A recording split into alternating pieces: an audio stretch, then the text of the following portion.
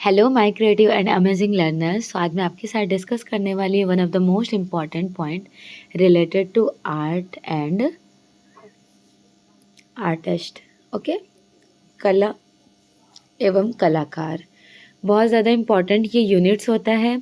जब भी किसी एग्ज़ाम में कंपटीशन होता है तो सेलेक्टेड यूनिट यही हैं जिनसे कॉम्पिटिशन्स होने के बहुत ज़्यादा चांसेस हो जाते हैं, राइट। तो इन पॉइंट्स को बहुत अच्छे से आप मिनिमाइज़ करके एनालिसिस करके पढ़ें।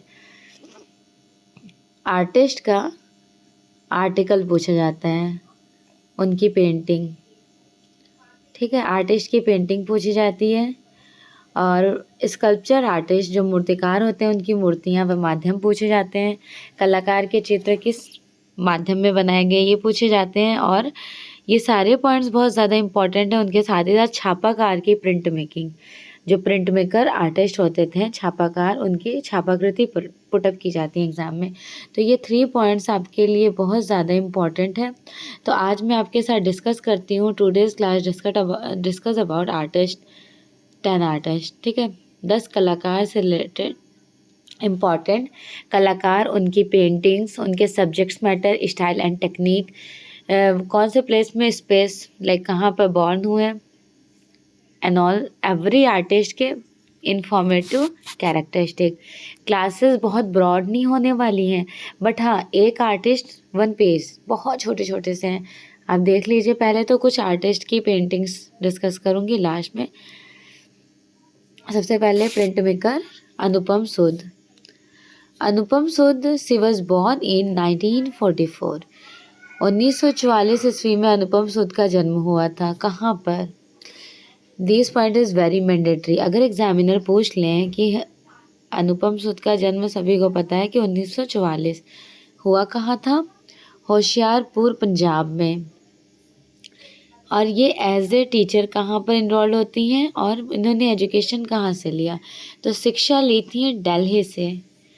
दिल्ली से इन्होंने एजुकेशन लिया, then as a teacher enrolled हो जाती हैं दिल्ली ग्राफिक यूनिवर्सिटी, ओके, विभागाध्यक्ष में। इनके some importants and very very important है। Trimurti, biography of a crime, Olympia, Jeevan Ek क्रांति, और ऑफ वॉल्स। 1967 अनुपम सूद 1967 ईस्वी जिस ग्रुप का इस्टेब्लिशमेंट होता है, ग्रुप 8 के संस्थापक तो नहीं कहे जाएंगे, संस्थापक थे जोगेन चौधरी, सॉरी एक सेकेंड, संस्थापक थे जगदीश डे, नॉट जोगेन चौधरी, जगदीश डे का नाम याद रखिए। जगदीश डे संस्थापक कहे जाते हैं ग्रुप 8। टोटल 8 मेंबर की वजह से इस ग्रुप का नाम ग्रुप 8 हुआ। 1967 में इसकी स्थापना दिल्ली में होती है। उनमें से एक मेंबर अनुपम सूद भी हैं, ओके। नेक्स्ट प्रिंट मेकर हैं Jatin Das. Jatin Das also he was born in 1941 exact, Mumbai. मूर्तिकार के साथ साथ कलाकार भी थे। इन्होंने अपनी एजुकेशन मुंबई से ली। जतिन दास ने अपनी एजुकेशन कहाँ से ली? मुंबई से। ये मूर्तिकार के साथ साथ कलाकार भी रहे हैं, लाइक आर्टिस्ट भी थे और स्कल्पचर आर्टिस्ट भी। ये वाला पॉइंट बहुत इंपॉर्टेंट है। अगर पूछ लिया जाए कि इन्होंने एजुकेशन कहाँ से ली, मुंबई से। इनकी कार्यस्थली क्या थी? दिल्ली। म्यूरल के फील्ड में भी फेमस थे। नंदिता दास इनकी बेटी हैं, जो एक फेमस एक्ट्रेस कही जाती हैं। 2012 में पद्म भूषण अवार्ड से अवॉर्डेड किया गया था जतिन दास को। Next and famous installation artist, संस्थापन मूर्तिकार, Vivan Sundaram. Vivan Sundaram is a very very important sculpture artist. क्यों इम्पॉर्टेंट है? क्योंकि इंडिया का इनको फर्स्ट इंस्टॉलेशन आर्टिस्ट कहा जाता है। अगर इंस्टॉलेशन आर्ट का जनक पूछ लिया जाए तो आपको नेक चंद्र सैनी का नाम याद रखना है, नेक चंद्र सैनी का। और one of the most important point is that कि अगर भारत के फर्स्ट इंस्टॉलेशन आर्टिस्ट पूछ लिया जाए, पहले संस्थापन कलाकार, तो कहे जाएंगे Vivan Sundaram. Vivan Sundaram he was born in 1941। 1941 ईस्वी में इनका जन्म हुआ था शिमला में, हिमाचल प्रदेश। 29 ऑफ मार्च 2023, अभी इनका हाल ही में रिसेंटली डेथ हो गया। इन्होंने शिक्षा बड़ौदा से ली, के.जी. सुब्रमण्यम के अंडर में। तो इनके गुरु कहे जाएंगे के.जी. सुब्रमण्यम। याद रखिएगा, मृणालिनी मुखर्जी हो गई, विवोन सुंदरम, इनके टीचर थे के.जी. सुब्रमण्यम, और के.जी. सुब्रमण्यम के टीचर थे विवोन सुंदरम के विनोद बिहारी मुखर्जी। विनोद बिहारी मुखर्जी के.जी. सुब्रमण्यम के टीचर कहे जाएंगे। ये दिल्ली में ही सेटल्ड हो जाते हैं। इनकी जो मिसेस होती हैं उनका नाम था Geeta Kapoor. Why she was very popular? Just because Geeta Kapoor she was very famous for art critic and art historian. कला इतिहासकार मोस्टली याद रखिए, गीता कपूर आर्ट क्रिटिक और आर्ट हिस्टोरियन है। Next famous artist Laxman Gaur. Laxman Gaur he was born in 1940। 1940 ईस्वी में इनका जन्म हुआ था। कहाँ पर इनका जन्म हुआ? 1940 में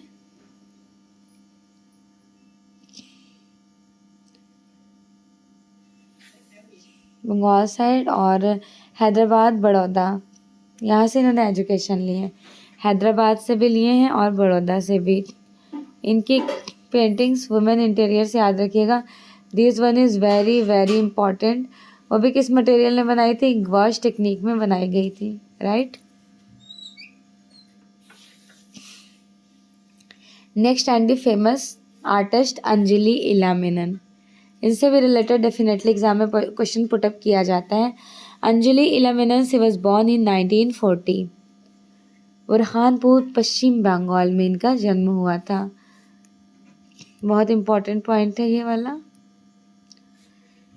इन्होंने एजुकेशन मुंबई से ली और पेरिस से, और ये टीचर होती हैं दिल्ली में। शिक्षक भी दिल्ली में बनती हैं। इनकी पेंटिंग्स हैं द फीमेल हेड, मैनेसियन स्टोरी। इनकी पेंटिंग्स में बाइजेंटाइन कला के ब्राइट कलर्स को यूज़ किया है इन्होंने, और अपनी पेंटिंग्स में ये मोस्टली थंब इम्प्रेशन लगाती थी, और ज़्यादा से ज़्यादा एवरी पेंटिंग्स में आपको काऊ देखने को मिल जाएगा इनकी पेंटिंग में। Next and famous artist Manjit Bawa. Manjit Bawa he was born in 1941। Very very important point of all this regarding to Manjit Bawa. Punjab में इनका जन्म होता है। इन्होंने दिल्ली आर्ट कॉलेज से एजुकेशन लिया और दिल्ली में ही एज अ टीचर इनरोल्ड हो गए। इच्छाओं का काला भाग, ice cream, Sohni Mahiwal, Krishna and dancing with cows, इनकी बहुत ज़्यादा इम्पॉर्टेंट क्या है? पेंटिंग है ये सारी। नेक्स्ट आर्टिस्ट डिस्कस कर लेती हूँ। ओके, स्लाइड चेंज करती हूँ। कुछ इंपॉर्टेंट पॉइंट्स भी ध्यान रखिएगा। बसवाली शैली से ये प्रभावित हैं। इन्होंने अपने कैनवस, फॉर एग्जांपल ये जो कैनवस होते हैं, कैनवस के फ्रंट में साइन नहीं करके बैक साइड में सिग्नेचर करना शुरू किया था। किसने? मंजीत बाबा ने। तो ये वाला पॉइंट मंजीत बाबा की इम्पॉर्टेंट है। कौन से कलाकार ने कैनवस के बैक साइड पे सिग्नेचर किए? मंजीत बाबा। सिल्क स्क्रीन छापाकृति के लिए फेमस है। बैंडेड क्वीन शेखर कपूर की हैं। मीटिंग मंजीत बुद्धदेव दास गुप्ता। ओके, ये वाला पॉइंट ध्यान रखिएगा। बुद्धदेव दास गुप्ता ने meeting Manjeet short documentary movie बनाई थी मंजीत बाबा के ऊपर, और शेखर कपूर की मूवी बैंडेड क्वीन में पोस्टर्स डिज़ाइन मंजीत बाबा ने ही किए थे। Next and the very famous artist Arpita Singh. Arpita Singh she was born इन 1937 इन पश्चिम बंगाल। इन्होंने दिल्ली कॉलेज से एजुकेशन लिया, दिल्ली में ही सेटल्ड हो गई, और एज ए टीचर भी दिल्ली में ही इनरोल्ड होती हैं और वहीं पर सेटल्ड हो जाती हैं। 2011 में इनको एक ग्रेट अवार्ड मिला था, Padma Bhushan award. Figure and flower is a very very important. Figure and flower किसकी है? ऑयल कलर्स में बनाई गई हैं अर्पिता सिंह की। जोगेन चौधरी से रिलेटेड इन्होंने गणेश को दुबले पतले शरीर इस तरह से बनाए हैं। और जोगेन चौधरी क्या इम्पोर्टेंट है, टाइगर इन द मूनलाइट, यहाँ पे मेंशन्ड है। ये वाला एग्ज़ाम में पूछा गया है और वेरी वेरी इंपॉर्टेंट कहा जाएगा इन फ्यूचर एग्ज़ाम के लिए। इनका जन्म हुआ था 1939 में बांग्लादेश में और इन्होंने एजुकेशन कोलकाता से ली। ध्यान रखिएगा, बहुत ज़्यादा इम्पॉर्टेंट पॉइंट है कि इन्होंने अपना एजुकेशन कोलकाता से लिए हैं और इनका जन्म बांग्लादेश में हुआ था। इनके पेंटिंग के बेसिकली सब्जेक्ट्स मैटर क्या क्या थे, कोलकाता का जीवन, कोलकाता के लाइफ स्टाइल को अपनी पेंटिंग्स में रिप्रेजेंट किए थे जोगेन चौधरी ने। ज़्यादा से ज़्यादा इन्होंने इंक में वर्क किया और पेस्टल्स में भी, इंक और पेस्टल दोनों में काम किए। टाइगर इन द मूनलाइट इनकी बहुत ज़्यादा पॉपुलर है। विकास भट्टाचार्य जिनको भारत का सरलिस्ट आर्टिस्ट कहा जाता है। Bikash Bhattacharjee he was born in Kolkata. Even education भी कोलकाता से ली और एजुकेशन के बाद ये टीचर भी कोलकाता में ही नियुक्त हो जाते हैं। ज़्यादा से ज़्यादा इन्होंने कोलकाता के नगर के सब्जेक्ट मैटर अपने पेंटिंग का विषय वस्तु सेलेक्ट किया था, कोलकाता का नगर। इनकी डॉल सीरीज़ बहुत फेमस है, ऑन लुकर भी पॉपुलर है, ये दोनों इम्पॉर्टेंट हैं। ट्यूबवेल का उद्घाटन, मानव परिवार, तो सारी पेंटिंग्स आप इनके याद कर लेगा। सरलिज्म आर्ट मूवमेंट जो यूरोप में शुरू हुआ था फ्रांस में कब से कब तक चला, 1921 से 43 तक।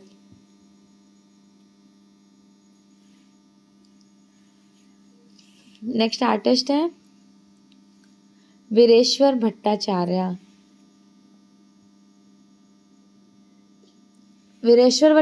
इनका जन्म हुआ था 1935 ढाका बांग्लादेश और इन्होंने पटना कला विद्यालय से अपना एजुकेशन लिया। This point is very mandatory. और एज ए टीचर कहाँ पे इनरोल्ड हो जाते हैं, पटना कला विद्यालय में। उसके बाद ये फाइन आर्ट्स एकेडमी इस्तांबुल नगर तर्किश में भी एज ए टीचर इनरोल्ड हुए थे। ट्राईएंगल कलाकार ग्रुप का इस्टेब्लिशमेंट इन्होंने कोलकाता में ही किया है। तो याद रखें, अगर पूछ लिया एग्जामिनर आपसे कि ट्राईएंगल कलाकार ग्रुप की स्थापना किसने की, वीरेश्वर सेन ने की है। वीरेश्वर सेन यथार्थवादी और अति यथार्थवादी दोनों कला से प्रभावित थे, उसी स्टाइल टेक्निक में वर्क करते थे।